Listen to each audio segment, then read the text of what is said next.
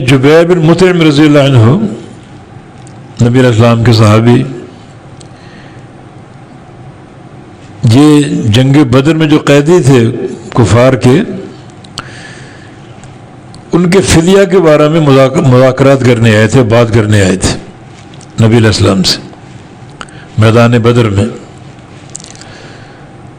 اسی دوران مغرب کی نماز کا وقت ہو گیا، تو رسول اللہ صلی اللہ علیہ وسلم نے میٹنگ چھوڑی، ہمارا نماز کا ٹائم ہے، تو انہیں انتظار کرنا پڑا۔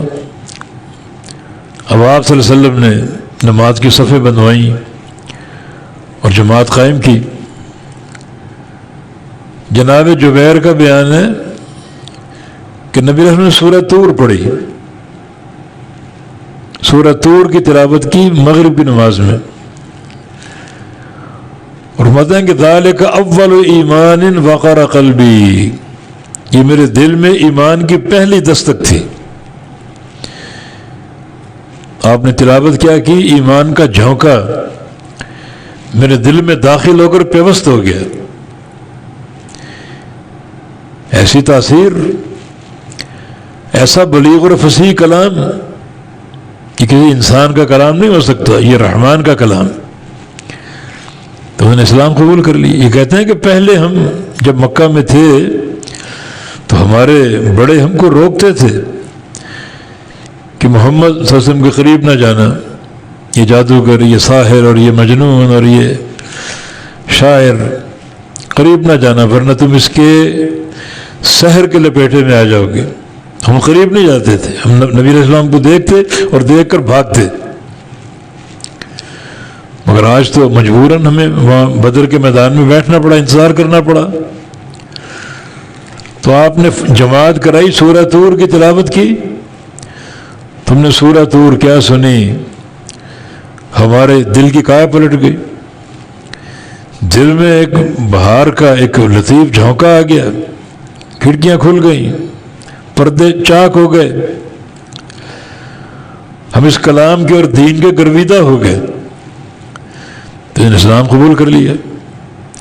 تو یہ ہے کفار کے اس قول میں ان کی مصلحت کہ جب بھی اللہ کے نبی قرآن پڑھیں شور مچایا کر تاکہ کوئی سن نہ پائے، جو سنے گا وہ اس کی تاثیر سے اثر انداز ہوگا، وہ ضرور قبول کر لے گا۔ اور یہ کس چیز کا نتیجہ ہے؟ ان قرآنائے سو کا، گندے دوستوں کا۔ اس قدر انہوں نے ابھارا، ان کو اچھالا، ان کی تعریفیں کی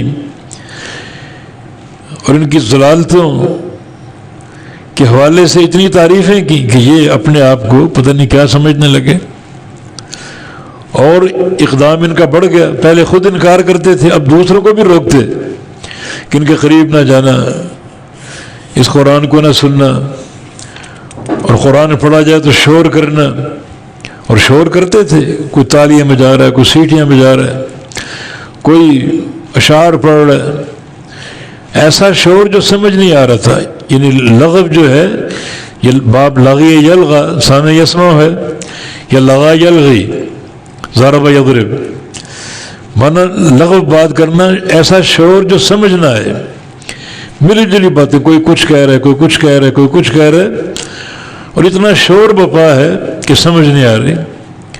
تو بے سوچے سمجھے بولتے جاؤ، شور مچاتے جاؤ،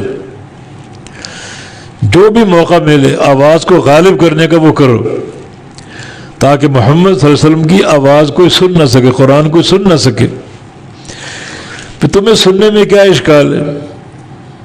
مانا تم مانتے ہو یہ کتاب بڑی مؤثر ہے، اور تمہارا یہ اقدام اعتراف شکست ہے، تم اس بات کو سمجھ چکے ہو۔